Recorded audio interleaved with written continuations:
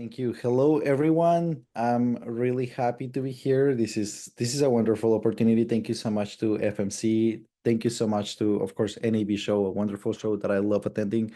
Uh, of course, our sponsors, Dell and NVIDIA. Thank you so much for hosting this space for all of us. I'm really thrilled to be here with you all. I'm going to be talking a little bit about how I got into technology. I'm going to show you what I do and how I ended up being a video evangelist for Adobe. We're going to be talking about some new stuff that has come to our Adobe product portfolio lately in the couple of months in the past. We're going to be talking about some inspiring stories that I collected for you. Then we're going to talk about the future trends and how I see AI mixing with video and other technology. And then, of course, we're going to have a Q&A. So prepare all your questions. But of course, if you have any question during the live presentation, that's why we're live, please let Gary know, write it in the chat, in the Q&A, and I will be happy to answer any question during the live conference. So don't be shy. This is a space for us to talk. It's kind of weird to always be talking to a camera. So right now I'm looking to a camera, but I'm looking to you, and that's what matters. So help me to make this feel like a conversation. Anyway, so as I said, my name is Esteban Toro. I'm an evangelist for video products in Adobe. And I want to share with you a little bit about my work and how I ended up, doing what I do. So this is my trailer.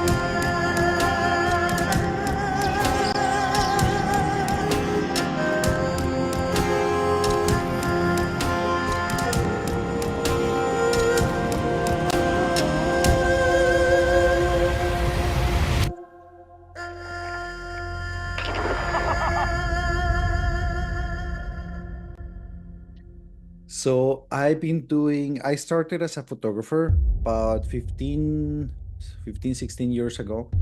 I really got into photography, and then something changed. And what changed was I realized that if I wanted to access and learn from other photographers, I needed to have an in. And that was really difficult because photographers love to work by themselves. They really love to work alone most of the times. So there were all these masters, all these artists that I wanted to work with, and I didn't know how to approach them. So one day I met this French photographer, and I basically told him, like, like, I want to document your work, and the way I want to do it, I want to produce a short film for you about your work, so you can promote yourself, so you can promote your work. And he got really interested. And I had been studying filmmaking. I actually went to school for that, for filmmaking, so I knew a thing or two. But that was the first time that I was really facing the situation of I have to produce an entire movie. I have to film it, I have to edit it, I have to make sure that the story was there. And that's how I started as a filmmaker.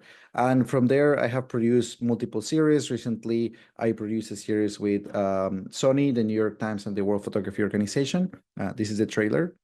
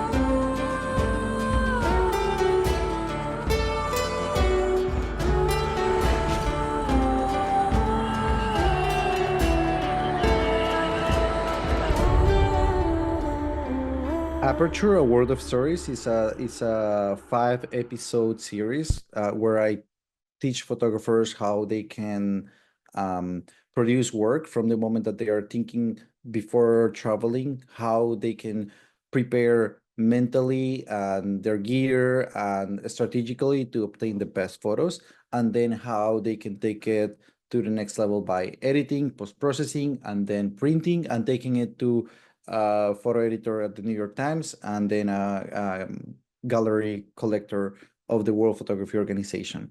So I have conversations with them, and you can see it. It's online. If you go to my YouTube channel, you can enjoy these episodes completely for free.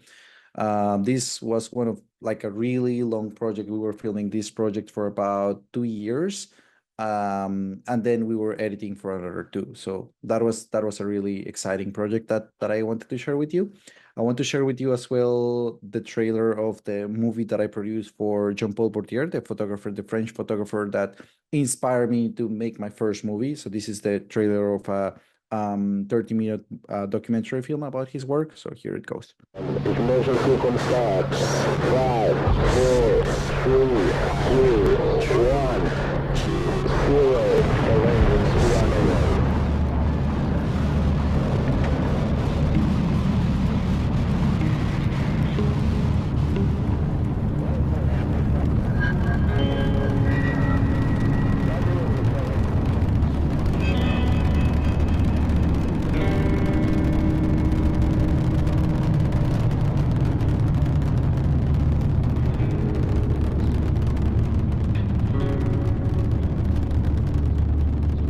What is it? What is this body-mind?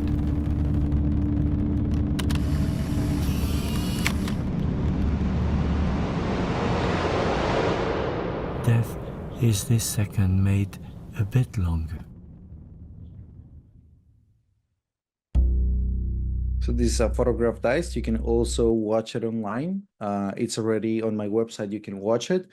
And after that, it's been, like I have traveled to more than 50 countries around the world. And basically it's been consistently collecting footage, also like video and photographs, and try to build stories with that. So I consider myself a storyteller, a creative, and I do it in different mediums like film and photography. And then we're gonna talk a little bit about AI. That is what gathered us today. But let me show you this trailer of a commercial course that I produce. It's some of the things that I love creating.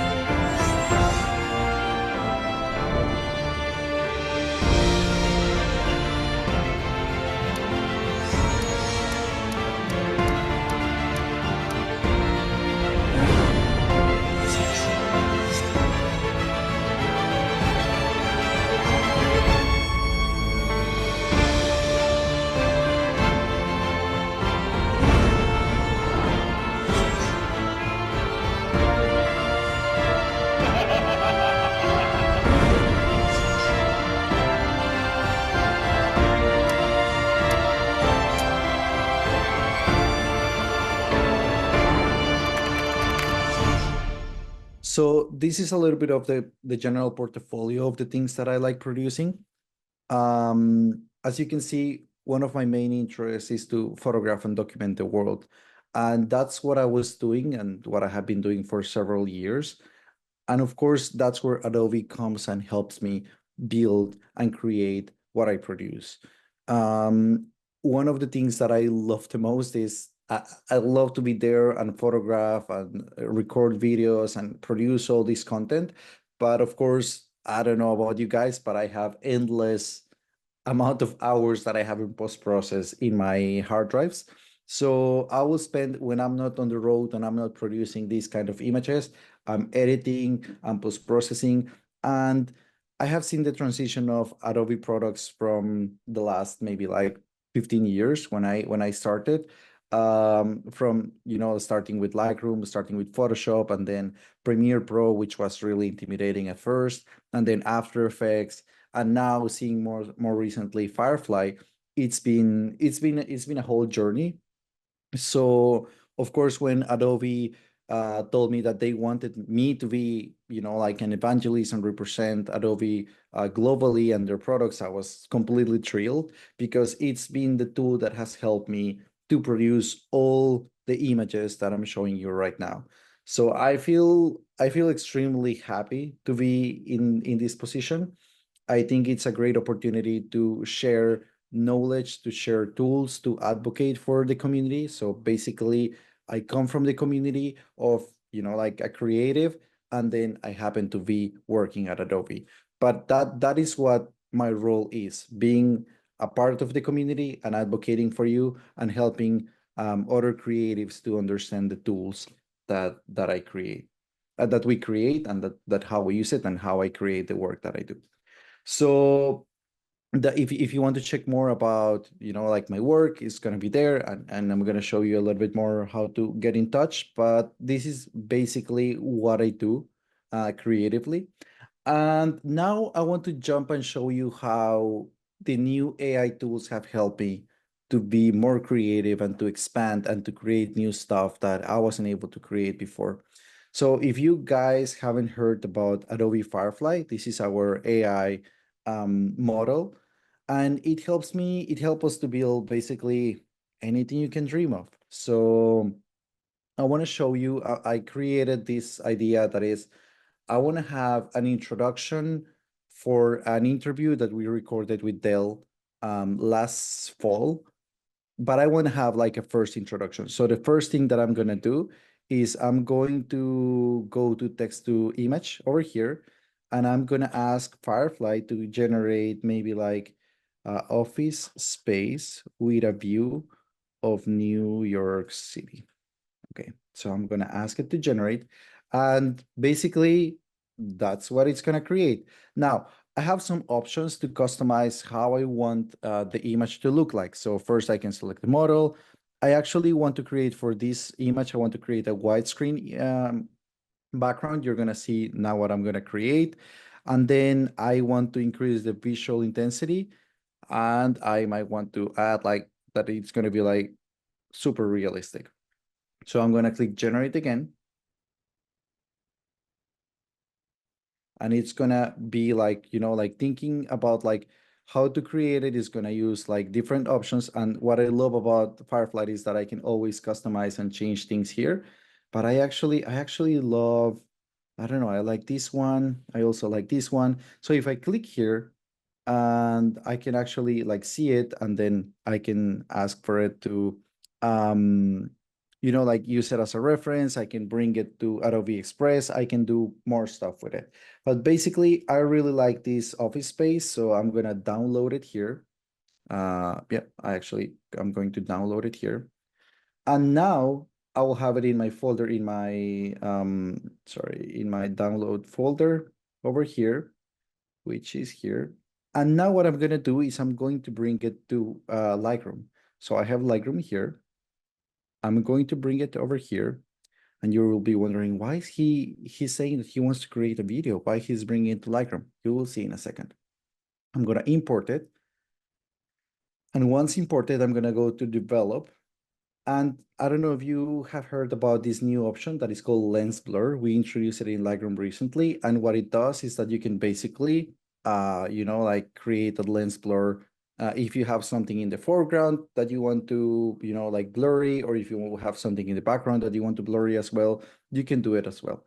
So basically, what I'm doing right now is making my background out of focus, and I can choose the bouquet, which I love because look at the beauty of how I'm creating like all these little things over here. So this is looking beautiful. If I want, I can even make it like a little bit less of focus over here. I actually start like I can control the focus range.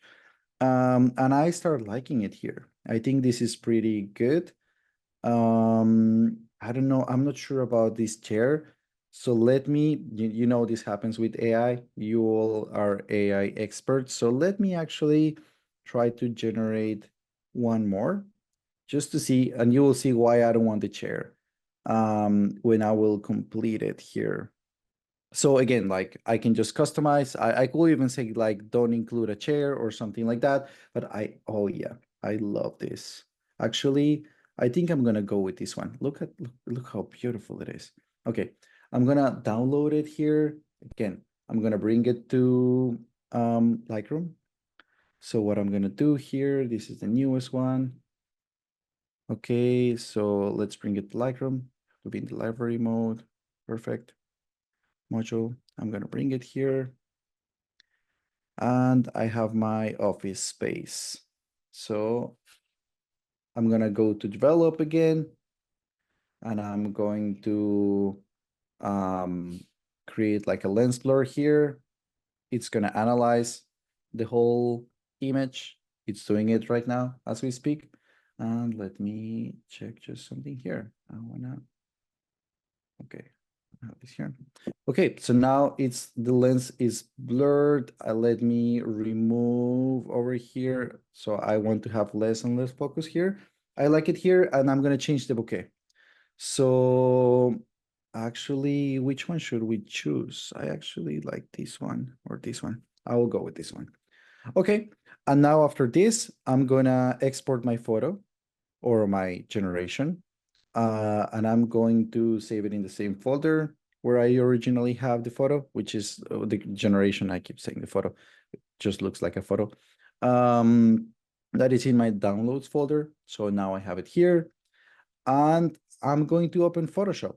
And I have already this portrait of mine that this is a real portrait, not an AI generated one, that a friend of mine took. And what I'm going to do is I'm going to bring my generation that I just blurred with Lightroom into Photoshop. So what's going to happen now is I'm going to extend it here. I'm going to make it maybe something like this. I feel that this will be good. Maybe if I bring it something like this, I like it. Okay.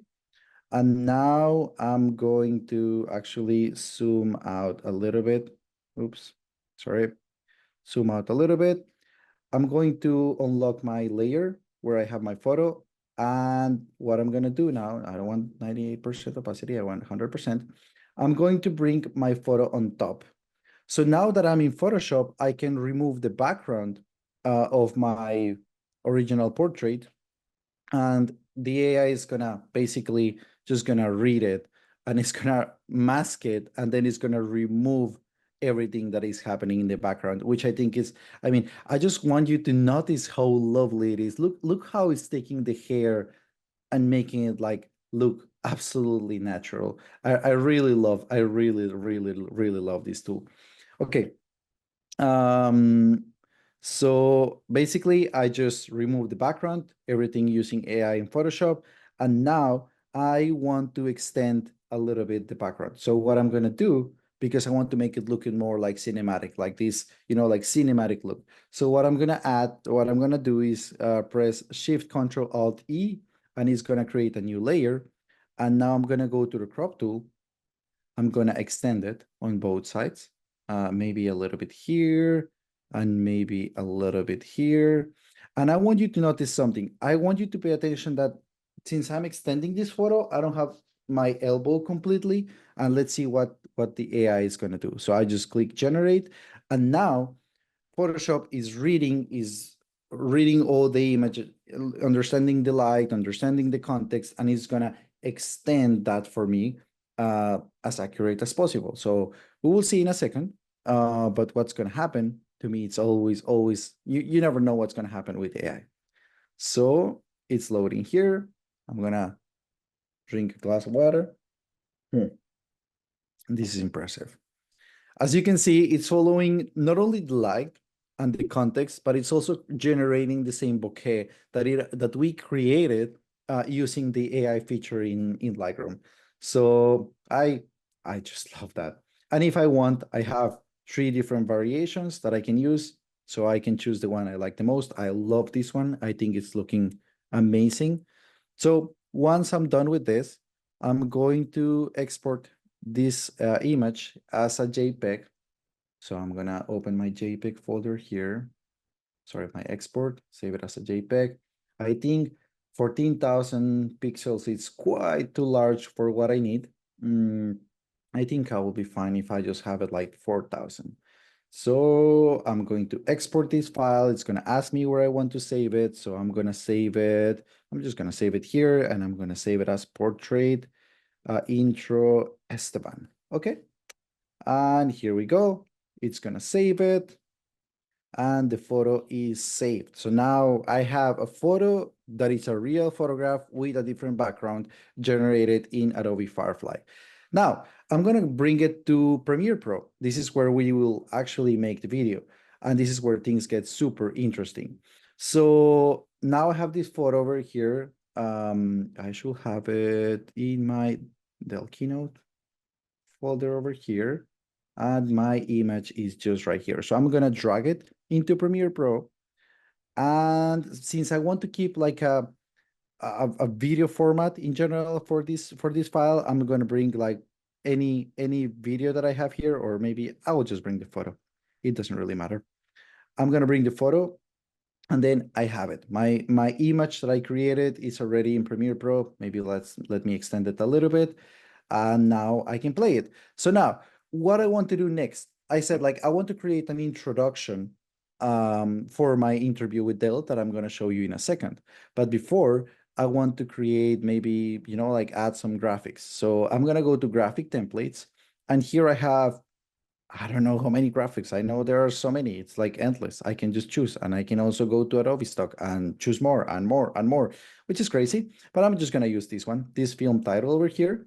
I'm gonna bring it, and then I can easily adjust it. So I just click here, and then I go to the properties panel that we recently introduced in Premiere Pro Beta, and I can easily just select the title and just change the name. So it will be like super easy. I just bring it here, text, and I'll just go like Esteban Toro.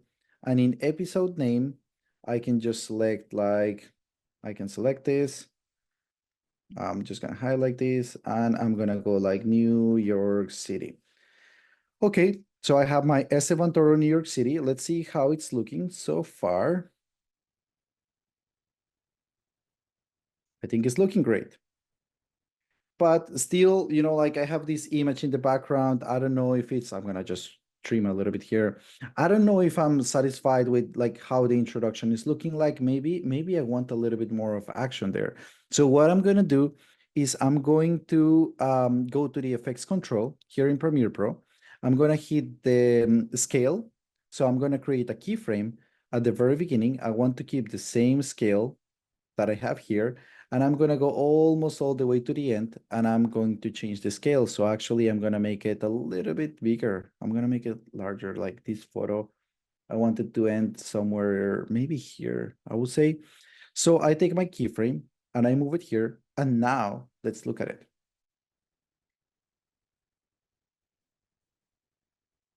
Cool. So I already have a really nice animation that I just created. Again, I started with an original portrait that I had. I created my background in Firefly. I basically imagined New York City in the background.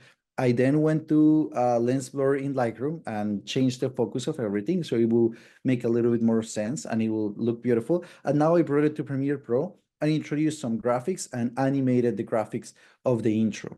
So this is how I would like to start this interview, like if I'm going to post it and I'm editing myself. And now let me show you the interview that I was talking about. So we recorded, I'm going to bring this somewhere here. We recorded this back in the fall um, to announce the one of the latest Dell laptops, the 5680. Now, right now I'm working on the 5690, which is a really powerful laptop. And well, we would just record this. So one of the things that I personally has been a game changer for me as a creator has been text-based editing. Again, I'm gonna say it again because people say text what? Text-based editing. So basically, if I have an interview as I have here, in the past, what I will have to do is just play it and listen to it. I am a travel photographer and filmmaker, and I also work for Adobe. Very good. Let's just do it again. I'm hearing traffic in the back. No worries. That was a big truck. Yeah, yeah. No. So we might have to do that. If you have ever filmed interviews, you have faced the same situation. And if you are a video editor, you have faced exactly the same. Listening to it again and again and again, trying to crop the part that you're actually interested. Well, not anymore, because now you can just select the video and hit transcribe, and it's going to prompt you with what language you're using. And we have more than 18 language at the moment. You can decide if you want to separate the speakers. And what it means is that if you have, as I have there, a filmmaker talking to me, and maybe you have another interviewee and something like that, you can always separate it or not. You can decide. We give you the option, and then you hit transcribe, and the AI is going to be basically listening to the whole thing, and then it's going to auto transcribe it. So in the past, I will have to, and I did this with the interview for John Paul, and actually for my series with Sony, I will have to listen to the interviews and select areas and crop and listen again and go back and then maybe like transcribe it if someone needed to check it and verify. Now I don't need to do that anymore. I can use AI and it's going to do it for me. As you can see here, it's already transcribe the whole interview for me, which I found amazing. So I click again here. And now that I have the transcription, I can just look for what I'm interested. So, hi, I'm Esteban Toro. I'm a travel photographer. Okay, cool. What about here? Okay, hi, I'm Esteban Toro. I'm a travel photographer and filmmaker, and I work for Adobe. Okay, I highlight this, and then I press the letter comma, or I can just click over here, but I'm going to press the letter comma here, and it's going to bring whatever I highlighted to my timeline. So I can keep going reading my interview. That's why it's called text-based editing. So basically, if you know how to read, now you can edit video, which I think it's amazing. Um, okay, so I wanted to be a musician, so I was playing the bass guitar, so I can bring this here. And now I had a band, we were composing. Okay, that's great. And maybe I can go, and then one day, okay, so one day I was having a conversation and she barely mentioned photography, and I kept thinking like, photography. Okay, cool. As you can tell, I know this interview by heart. Um, so now I have my interview, and it will, like it will jump from the introduction that I created to the beginning of my interview. But actually, I want you to hear the rough cut that I just created. Hi, my name is Esteban Toro. I am a travel photographer and filmmaker, and I work for Adobe. I wanted to be a musician. So I was playing bass guitar, I had a band, and we were composing and stuff. One day I was having a conversation with a person, and she barely mentioned something about photography, and I kept thinking like, photography. So this is really interesting because, sorry, just with a couple of clicks, I basically created a rough cut, and as you can see, the transition is really smooth. Of course, I have to still work on, like polish it a little bit, but it's working really well. So, okay, let's keep going. Something that I will do for this video is that I will definitely unlink here, and then I will cut a little bit of the introduction. So basically what I'm doing for you video editors who are super experts on this, I'm creating a J cut. So I'm just gonna extend this over here. I'm going to introduce it here, and this is gonna be sounding something like this.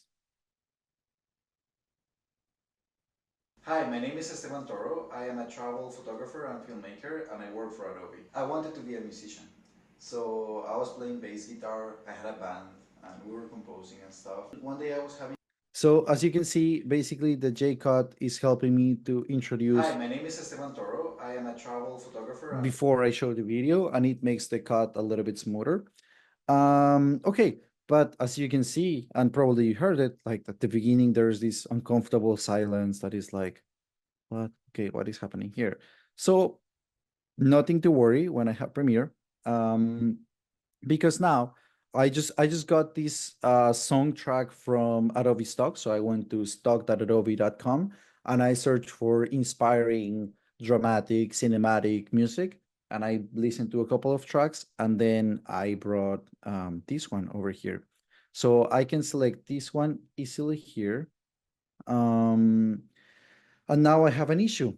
It's quite long, as you can see. Like my video right now is 20 seconds and the whole track is 2 minutes. So it's a little bit long, but that's not an issue again, because I can go here to my tools and I can select the remix tool that it's gonna use AI. So I'm gonna just like drag it all the way where I want it to end. And as you can see, it's analyzing the clip. So what the AI is doing right now is not is regenerating the whole song. It's not like cutting and pasting, it's like regenerating the song. So it will create these transitions that you can see here. You can see the zigzag over there. That's where it's creating transitions. And this is how it's gonna sound now.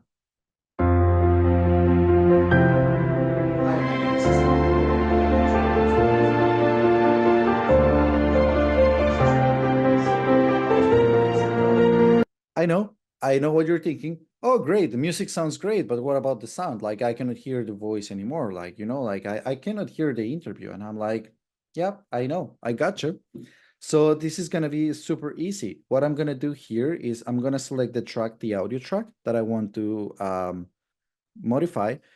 As soon as I hit click, it's gonna open the essential sound panel. So it's gonna allow me all the options that I can literally use to edit. And I'm gonna go to this option that is called docking. So what docking helps me is that once I turn it on, I can decide whether I want to dock the audio against dialogue, music, sound effects, ambience, or any other tag. So right now, Premiere, when you introduce sounds to the timeline, it automatically detects what type of sound it is. It auto tags the audio. And if it, like it's AI, it's not going to be perfect. It mess one here and there. You can always change it. So, but actually it detected it pretty well. So I'm going to dock this song against audio. And after that, I'm going to go to generate keyframes. So if you can see what it's doing is generating these keyframes. So whenever I'm speaking, it's going to be lower the audio and it's going to allow the voice to be higher. So let's listen to it. Hi, my name is Esteban Toro. I am a travel photographer and filmmaker and I work for Adobe. I wanted to be a musician. So I was playing bass guitar, I had a band, and we were composing and stuff. And one day I was having a conversation with a person. All right, this is working. As you can see now, at least you can hear the voice, but I'm still missing like it's not there yet. I don't feel this is ready. And there are multiple things I want to share with you, but especially let's start with this one. If I want to increase the loudness of my voice, I can go to loudness in the essential sound graphic and I can hit auto match.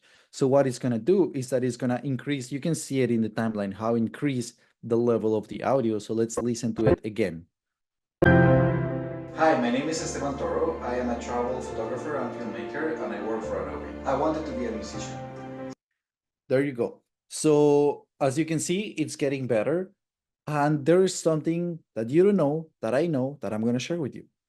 When we were filming this interview, I knew we were coming out with a tool that we had, like we call it like Podcast Enhance, and then we brought it into Premiere Pro. But I really wanted to test it. So what I told my cinematographer was, please, I want you to record one track or one of the like one track of the interview just with the camera audio, with the camera microphone. And he was like, what? Like that's the worst microphone you can ever use. Like it's the worst if you just have like that microphone from your camera.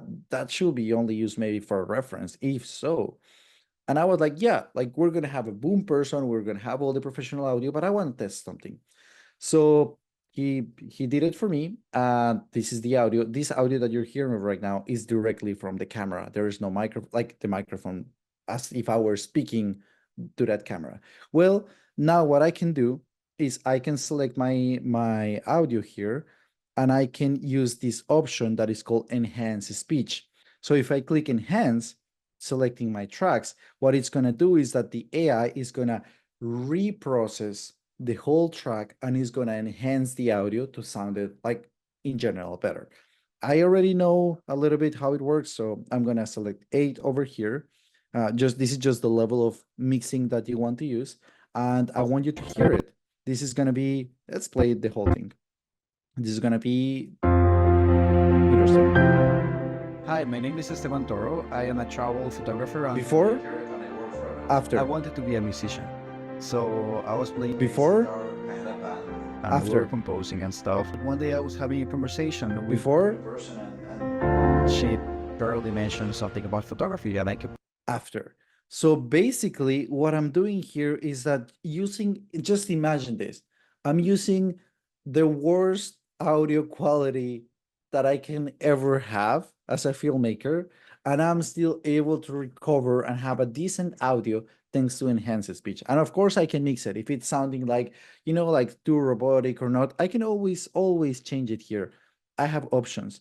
And what I have noticed with this and how it has changed my workflows lately is that I have been recording in places that I will never dare to record in the past. So there were locations that I used to go with my sound designer or with the, and we will be like, this is a terrible location to film. And I'll be like, can we actually run a test? We run a test, we make sure that it works with enhanced speech, it cleans the audio perfectly, and it make it sound beautiful. Or if you have a really crispy sound, I just add a little bit of enhanced speech and it just adds something that sounds so deep and so natural that honestly, this is an option that I'm using for almost every single of my interviews. I'm also recording with my phone all the time. And sometimes I have ideas while I'm walking in the park.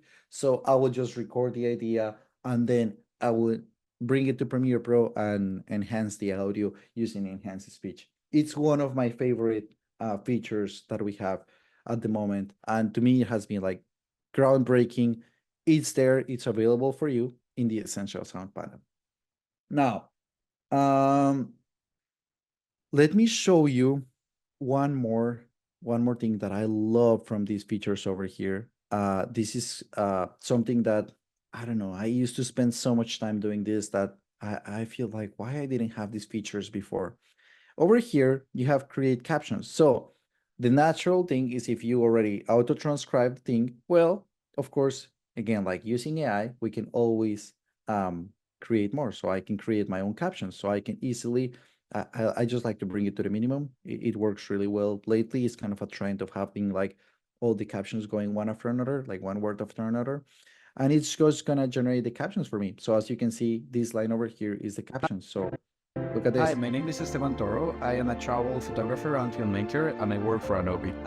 So it's already done. And like I created this introduction, I added music, like so let's step back, like and think step by step. We created the background in Firefly. We changed the background in Photoshop just with one click, removing the background of a portrait that I had. No more masking selection. Then, of course, we use lens blur in Lightroom to include the, to blurry the background and make it look like, like more interesting. Uh, then we extended it in Photoshop so it will look like it will give this cinematic look. Then we brought it into Premiere Pro. We added graphics and we added a little bit of movement into the image so it will look really, really interesting. And actually, if I wanted to play more with it, I could have brought the file separately from Photoshop, like the background and my photo, and then I could maybe zoom in the background and zoom slightly in me, and I could go super creative with that. Then I took an interview, I used text-based editing, and I selected parts, highlighted parts, brought it into my timeline, created a J-cut, extended brought music that I got from Adobe stock, um, regenerated to the length that I need, and then I created captions. This is a whole workflow where you're using all the Adobe products and where you can think and expand your creativity. And to me, that has been like every time that I'm editing now or that I have an idea, knowing that I can count on with these tools has been definitely extremely changing for me. And since we have a little bit of time, I want to show you one more thing if this is not already enough. If you go to the Essential Sound panel and you go to this option called SFX, that stands for sound effects, what you're going to have here is sound effects. So I can search for any sound effect that is already included, and I can check if I want the free ones that are hundreds there, if not thousands, or I can check the premium that are all those that are in Adobe stock. So we have free sound effects for you and I can bring them. And now I can just test them. For example, if I want to see how it sounds a sound effect here, I can just click on my sound effect Hi, my name is Esteban Toro. I am a travel photographer. And then I have the sound effect. And if I want to bring it here, I just bring it into my timeline. My screen is a little bit, oh, of course. Okay, let's ignore it. Let's ignore always. Okay, cool. So now I'm gonna bring it into my project over here. My screen is a little bit tiny here, so sorry about that. And I'm going to bring it over here. So now I'm introducing sound effects to my video as well. So let me see this. It's gonna be sounding something like this. Hi, my name is Esteban Toro. I am a travel photographer and filmmaker, and I work for Adobe. Maybe I can change it a little bit. I can move it to the left, like just adjust as I like. But basically, what Hi, I'm my name having is Esteban Toro. I am a travel photographer and filmmaker. is the option to be creative and stay in the app. No more navigating and going to sound libraries, testing stuff, downloading it, check if it works, check if it doesn't work. No, I can stay creative in one place or use the whole set of apps that we have for you that you can use with your Creative Cloud subscription and, like get a final product. So I want to stop here for a second before we go into the next thing, and I want to ask if there's any questions.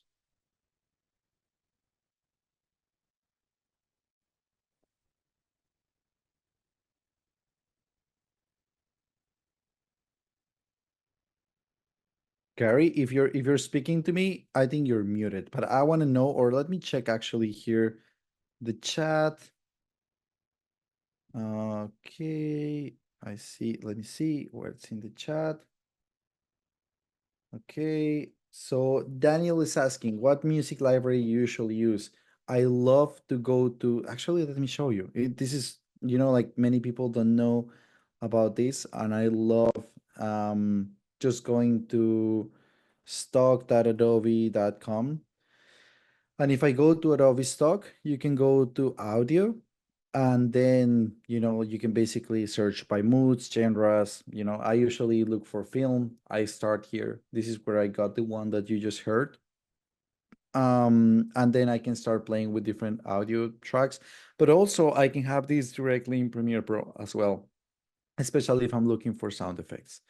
If I'm looking for music, I still like to go to Adobe Stock. So this is the one that I'm using. So again, stock.adobe.com.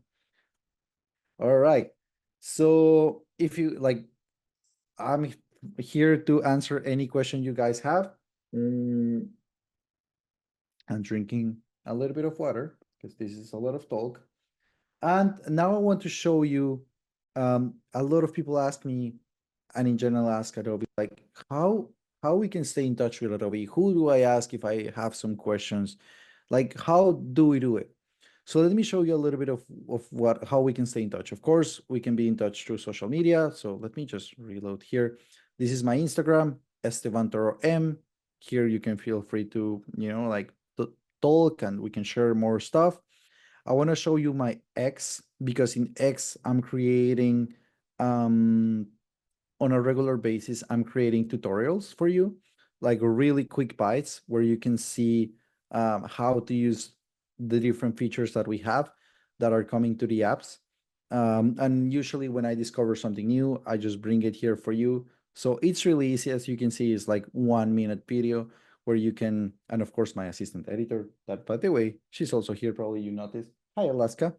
So I basically create all this content for you that you can see, that you can enjoy, with information about what is coming new, AI and not AI related in Premiere Pro especially, and Photoshop and Lightroom.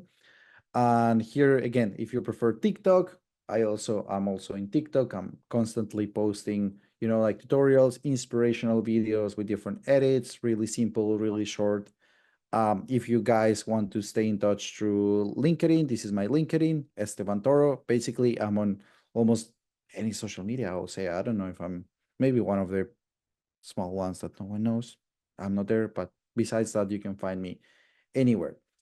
So this is how we can stay in touch. And let me see, I see we have one more question over here. Okay, no, Thank you, Gary. Gary, I see you're asking for a I'm question. just trying to see if we can get people to join us, Esteban, because I love what you're doing. And let me ask a question then. Sure. Um, uh, when you're working in your photography, um, what inspires you on these events? Because you've got a lot of really evocative imagery, particularly the stuff in Africa was really stunning. And what drives you for new stories? What do you look for in a new story when you're trying to think about what to do? Yeah, that's actually a lovely question. Thank you for that. Um, Usually what I'm looking for is something that is impactful, something that I'm really conscious of the place where I live, or of the place where, like the society where I exist, like this Western society. And I know the things that are impactful, that are weird for us, things that really caught our eye. These are the things that I'm really interested. And actually, many times people tell me, like Avush that you're seeing right now on screen with his blue eyes, he will tell me like, "But what is so special about me? I'm just a normal guy." And I'm like, "No, you're not. Like you're really gorgeous, and I want to show your beauty to the world." So I'm usually finding the beauty in those remote places, so I can share, like kind of an internal world that we don't know that exists, but it's there. It's happening as we speak. These places are real. So I'm looking for those stories. I'm looking for the beauty. I'm looking for the connection, the human connection. I'm looking for, being able to show like there's always different lifestyles, and they are all part of our world. So this is what I'm looking for. This is how I get inspired for new stories. Well, and Thank you that for the brings up question. an interesting point, Esteban, because we don't think about it that way. I travel to, I've worked in almost 60 different countries. I've spoken 43 different countries. And it's one of those things that a lot of Americans don't understand the inspiration you get from traveling and seeing the world as it is. Yeah, absolutely. And I think there is something else to it, and it's that many times I have taken photos, like portraits that I could have perfectly taken here in New York, but actually I needed to go somewhere else. I needed to change my environment to be able to see this beauty. It's something that I still find inspiration in New York City, but it's easier for me to travel somewhere and find these amazing things because I feel amazed at the same time. This is not the place where I live. I want to bring memories with me. Um, and I love that people tell me like, are these places real? Is this people real? Now people ask me, are you creating it with AI? And I'm showing you the process. Like AI has helped me to be more creative, especially when creating like my videos and stuff. But when I'm thinking about my photography, I'm looking for those stories. And usually, like nowadays, and well, let's talk about it now. I feel photography and filmmaking are more related than ever before. When I and you can tell me, Gary, if you feel that way, but when I started as a photographer, like you were a photographer or you were a filmmaker. These things will not mix. And then cameras started to bring like video into photography cameras. Some filmmaking cameras will make like like some stills, and then kind of like the language became like naturally, like blended between each other. And now I see the future as creatives who need to use photography and filmmaking simultaneously. So if you actually master these apps, if you master Firefly, if you master Lightroom, Photoshop, Premiere, After Effects, this is just gonna make you more resourceful, more creative, and like have more inspiration. What do you feel, Gary? I agree 100%, Esteban, because it's being somebody who started early in the days of photography, actually before Photoshop. I remember when Photoshop first came on the market, and people actually thought that it was going to damage photography for the future. And I still remember when the layers came into Photoshop. I mean, I'm that far back. Turn on my camera. I'm that far back that I learned the way to do it from the beginning and became an artist because of it, and then grew from stills into video. So I'm not that different than you. I explored photography as a medium long before people thought about it. I actually made my living as a commercial photographer for many Hmm. years. I was a Hmm. large format guy. I've shot as large as 20 by 24 inch images, but regularly worked in 4x5 and 8x10 in the early days of my career. And I too am one of those people who moved from still into video to grow with this. And I love the idea about what you're showing here, because it's explaining where AI can help individuals build their product without conflicting with copyright issues or legality issues of how the images are manipulated, because you're starting with a base image that you create. And that's actually a really important thing I'm covering in the next session on the leveraging of all that, leveraging AI for your business, because people don't understand the subtlety with which AI is involved in everything we do. And taking the tools, I mean, the simple thing about ducking, how many times in the early days of audio did you spend hours trying to deal with ducking and do whole tracks and spend days and days and days up? Oh yeah, the sliders all over the place, and tried to do it in real time and never could. Always had to go back and fix it a little bit. And it just shows the power with which these tools give you as an artist. And I'm always fascinated in that. Yeah, 100%. A question from Paul is asking, are there AI tools in Premiere that help you work with color grading? And I was actually going to ask that question about the still photo that you show at the beginning of your post, and it doesn't quite match the background the same way. And that's one of those places where using auto color grading or color grading tools that allow that would actually allow you to match that a little closer, to change the contrast level, make it look a little more natural. And those are the powerful things that are built into it. Yeah, so absolutely. Paul, if you go to the Lumetri panel in Premiere Pro, you will find auto match. I will say that it's a good way to start. So I actually have a tutorial on my X and my TikTok where I show how to match the color of two different clips.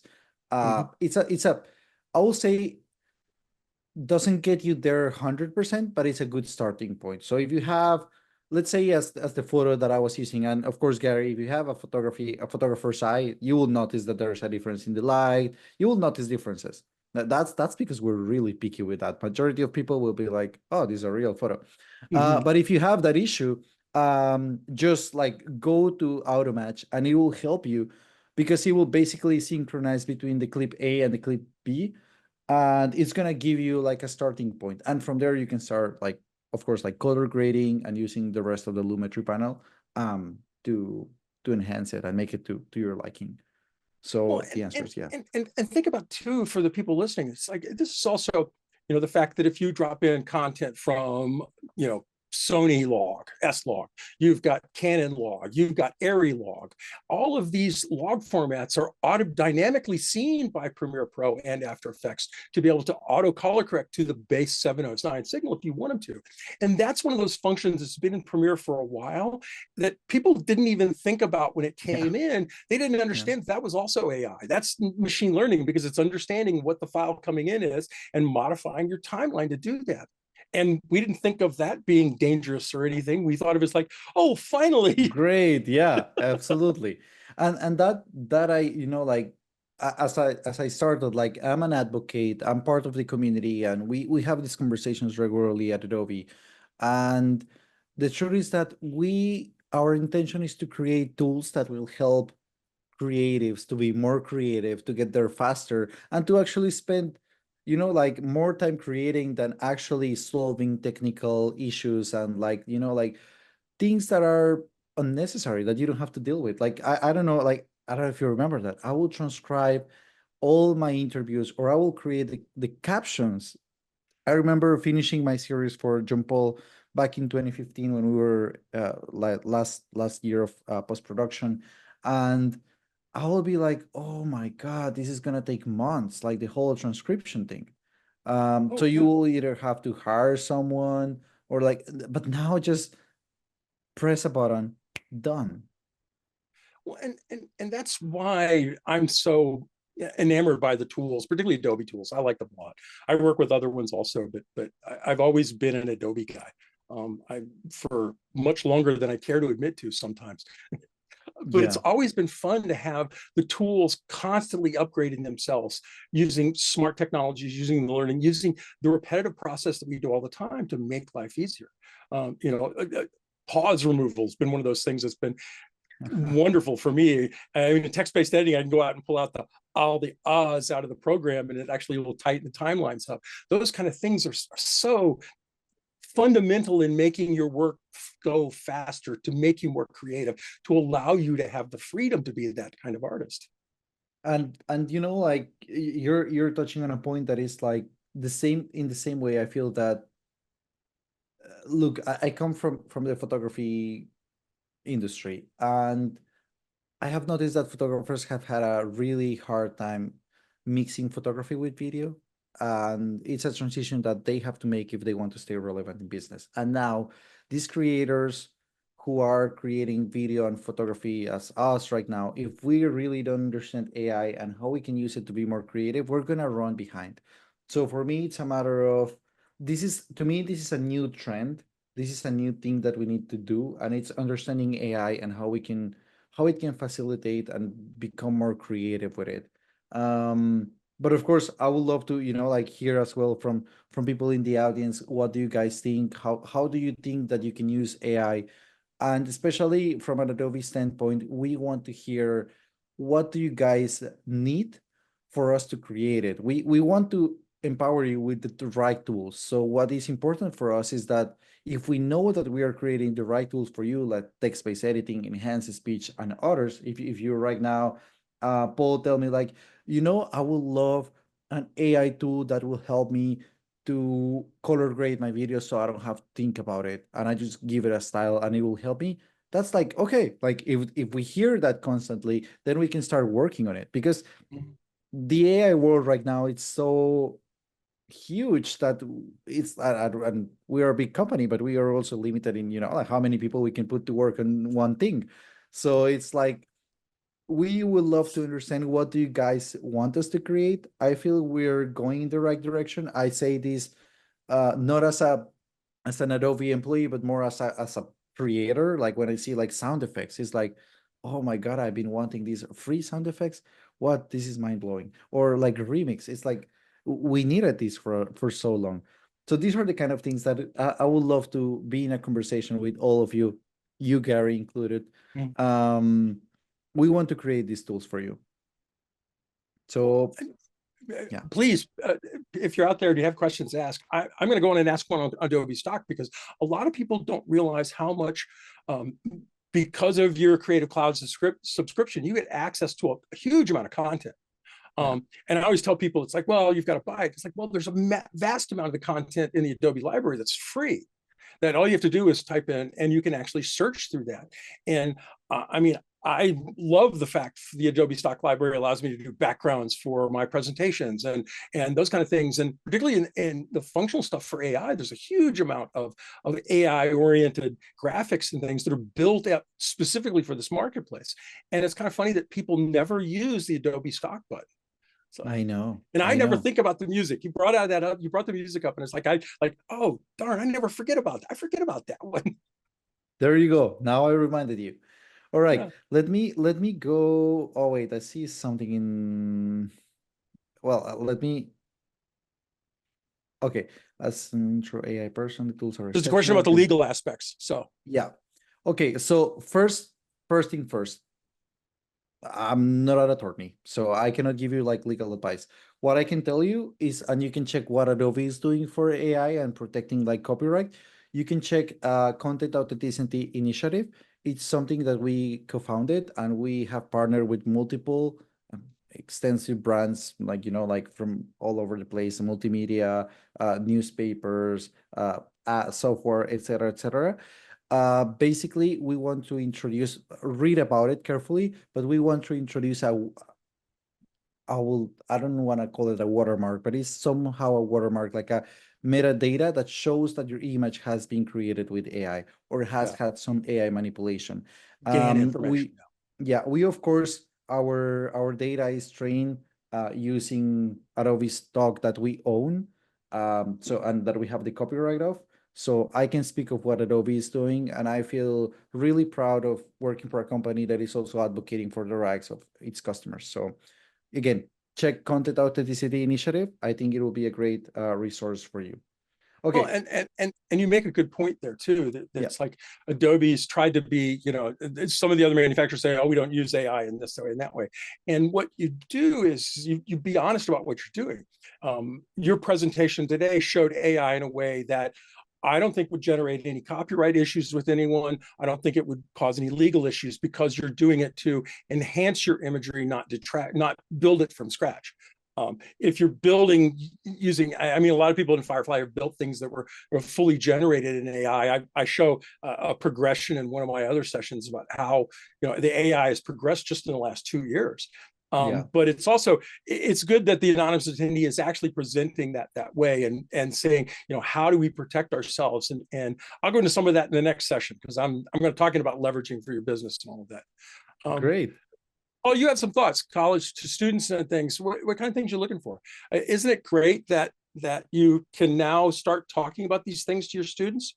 I think that's really important. Yeah, yeah, and I think that there's a lot of misinformation, there's a lot of confusion.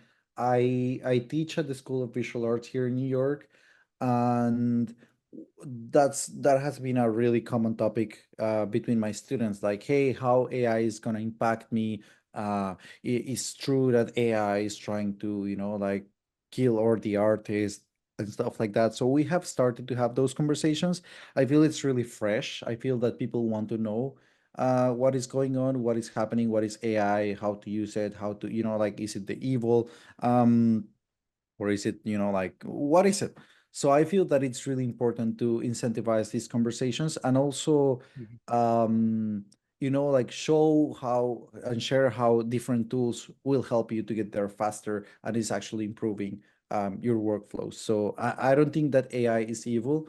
I have found myself even this is really funny. Like, I have taken time off from Adobe at some points, and then I will be on vacation, and I happen to find someone in my vacation, and I end up showing them like AI stuff, and I'm like, you have to see this, and you have to check this out, and have you tried it?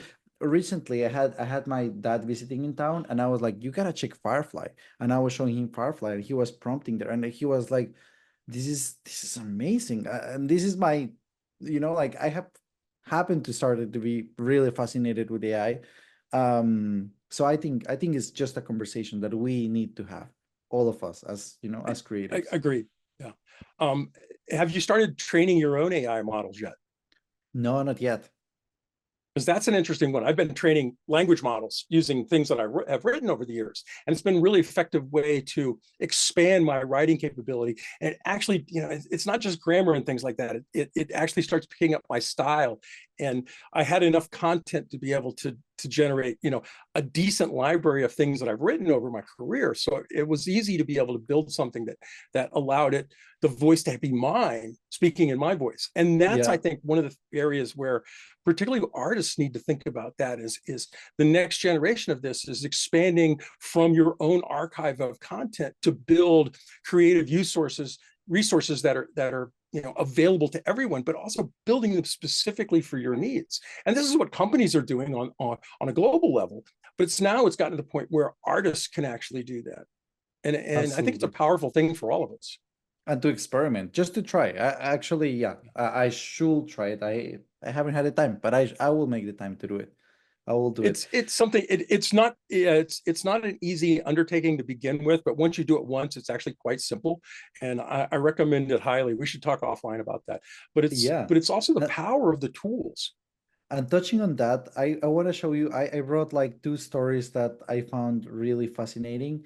The first one, like, these are two colleagues of mine here at Adobe, Chris Castanova and Anna McNaught. Mm-hmm. I'm going to show you their work, but first I told them that I was going to be here at FMC, and I asked them to record like a video for you guys. So I want you to listen to it. Let me just hear it. Yeah, like, okay, cool. Hi everyone, I'm Chris and I'm an AI evangelist at Adobe.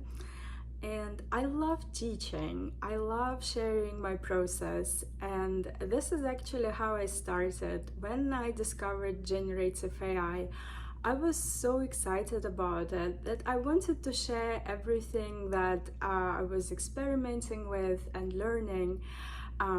So I started sharing on social media, and I didn't have a lot of experience. I didn't know how to make tutorials and how to make them look good and sound good, and I like making everything quick. So to be honest, Adobe tools really help me. I love using all those tools like Adobe Express, and sometimes I use Adobe Premiere to make my videos look a little bit more professional. I am really bad at finding my microphone, so I like kind of cleaning my sound with different tools. Also, I like adding captions because I myself often read captions because first, English isn't my first language, and second, sometimes I have problems with hearing words. So just using caption video really helps me with making my tutorials really quickly, sharing on social media. And by sharing, I grew a big and really supportive community.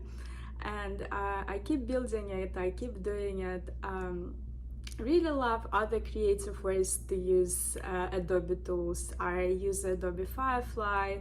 I worked as a professional photographer in the past, so everything visual is really appealing to me, and I love combining different tools. I love doing something by hand and then adding a little bit of AI to make it a little bit more interesting and unique. I'm still exploring ways to create art using things that I used before AI, like stop motion animations, like really this calm and soothing lo-fi videos, like animation videos using AI assets and also my own handmade stuff. So for me personally, all those tools that Adobe has, they just enhance the way I create.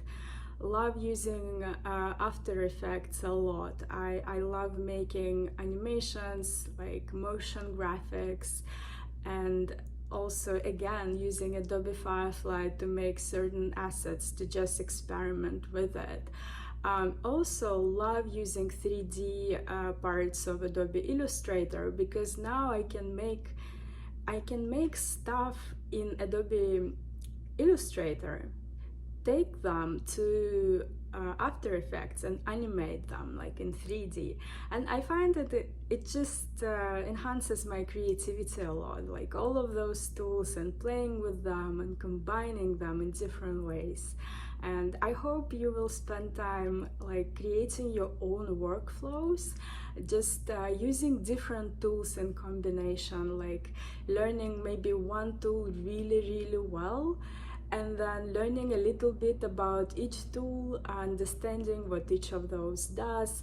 So then when you have a creative idea and you want to create some art piece, you can do it really fast. Yeah, it's super amazing that Esteban invited me here. I'm sorry that I can't be here in person. Please feel free to get in touch with me if you want. I do my best to respond to all DMs on Instagram and on X.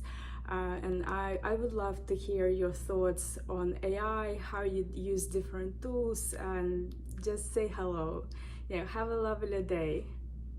So Chris is one of my lovely colleagues, and she has built this AI, this big AI community that I think it's amazing. She's sharing It is. It tutorials. absolutely is. Yeah, I agree She's with you sharing 100%. I followed her before she came to Adobe, and I think she just has one of the best platforms on X to be able to talk about AI. So, and learn, and she's always bringing you like like new content, things that are happening. She's to me, she's my AI resource. Every time that I have an AI question, I go to Chris. She also has a background in software engineering, so she's really good source if you're curious about AI. And as you can see, she's super sweet. She will be willing to teach you anything that you want AI related. And the second resource that I think that can be useful for you, let me share Anna. You Hi might recognize everyone, her. my name is Anna McNaught and I am an artist and Photoshop compositor, and I've been creating art my entire life. I've been working professionally in Photoshop for the past 20 years, and I recently joined Adobe about a year ago as one of the design evangelists, and my creativity has completely blossomed with the use of AI because now I can use AI to imagine certain things and use it in my brainstorming and my workflow to decide what I want to create in Photoshop, and then start to piece things together to build out these crazy worlds that exist in my imagination. I hope you enjoy my work, and thanks for being here. So Anna's work, if you're familiar with her before, she creates these amazing fantasy worlds, and she teaches Oh, you yeah. how to do it in Photoshop, using Firefly, Photoshop, starting with photography. You can see her Instagram account, Anna McNaughty. It's like it's an amazing resource, and again, another lovely person who will be willing to share with you all her expertise. And like all of us will be at Adobe Max if you happen to be at Adobe Max. So I will be happy to introduce you, to connect you, so you can have these resources to learn more about AI, to have these conversations, to understand how to adapt it to your own workflows, whether you come from photography or whether you come from design or whether you come from, and you're an illustrator, or you just like to experiment entirely with AI. Adobe has been putting a lot of resources into creating these community experts and leaders who can help you connect with the company and also guide you through this fascinating world that is happening right now. Yeah, it really is. Adobe's always been forward that way, particularly with their evangelism. They've always had people in the field to help individuals learn about the different tools and how to make it best utilize it for their needs. And that's an important part about all of this. And it doesn't matter whether you're teaching at a college level or a school level, or if you're just learning about yourself, it's always better to share with the like-minded people to be able to grow your knowledge any way you can. Absolutely. So now I would Any love other to questions? open. Yeah, if the audience have questions, I would love to open the Q&A, and if not, we can. I'm fine. This was my presentation, and again, we can be in touch. I already show you my different social media platforms. I'm gonna be at Adobe Max, so if you want to connect in person, are you gonna be there, Gary? Are you gonna go to I Max? haven't planned for that one yet. I don't think I'm going to because I'm moving the week before in Chicago. But I'll be at NAB New York before that. Oh, And great. maybe we can connect there, because I know Chris had commented online that she wanted to do an AI meetup somewhere. Maybe Yeah. our friends at FMC can establish some time and do an AI meetup in New York during NAB. Would be really That'll be nice. lovely. That'll be lovely. Yeah, I think I believe I will be here. I believe I will be attending NAV New York. So yeah, happy to meet and happy to discuss, and we can definitely connect. I really want to build that community that we can connect all the time. I have been traveling extensively all over the country, connecting with different communities of filmmakers, of video editors, photographers, AI creators, and I want us to have that connection that you guys can have, like a person who advocates for you at Adobe. So just just say hi. Well, that's terrific. If we don't have any questions, Esteban, we thank you for your time, sir. It's been I've learned a lot. And that's the best part about these kinds of seminars with people, is meeting new people, making new friends, and learning about the tools at hand. And I thank Absolutely. you for joining us. I thank Megan and the team, and everyone that's shown Francis on this session earlier, just to explain to people some of the tools that are out there. And I loved your demonstration today because it really was a great example of using AI to increase your effective delivery of the communications that you're having. So I Absolutely. thank you and appreciate your efforts, sir. Thank you, everyone. Stay in touch. Thank you, Gary. Thank you, everyone in the team. And yeah, let's stay in touch. The conversation keeps I'm going. back on at 2 o'clock, everybody, with leveraging AI for your business. We'll see you then. Thanks, See you Esteban. there. Bye.